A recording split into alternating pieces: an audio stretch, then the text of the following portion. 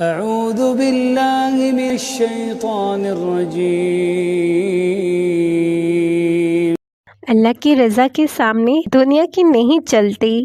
جب وہ کہے گا ہو جا، بے شک سب ہو جائے گا۔ سکون کی دولت اللہ تعالیٰ کے ذکر سے نصیب ہوتی ہے۔ اللہ سے مانگنے کی ایک خوبی یہ بھی ہے کہ آپ اپنے جذبات کو الفاظ کا روپ نہ بھی دیں، وہ پھر بھی آپ کے جذبات کو آپ سے بہتر جانتا ہے۔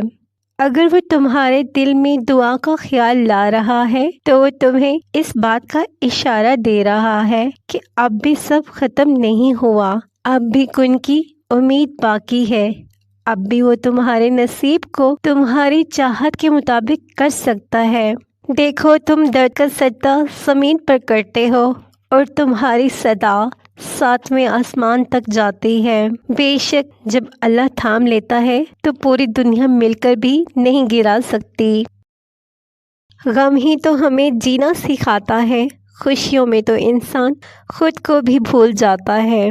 اللہ کی مدد معجزہ ہے اور وہ معجزہ تمہارے لیے ہونے والا ہے۔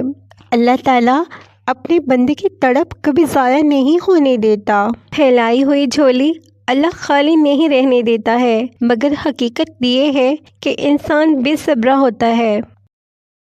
نماز کے لیے وقت نکالو، اللہ تمہاری زندگی سے برا وقت نکال دے گا۔ قبولیت کی گھڑی اب دور نہیں، انشاءاللہ تمہاری ساری دعاؤں پہ کن کہہ دیا جائے گا۔ اگر تھک رہے ہو تو یاد رکھو، بڑی آزمائشوں پر صبر کے بڑے اجر ہوتے ہیں۔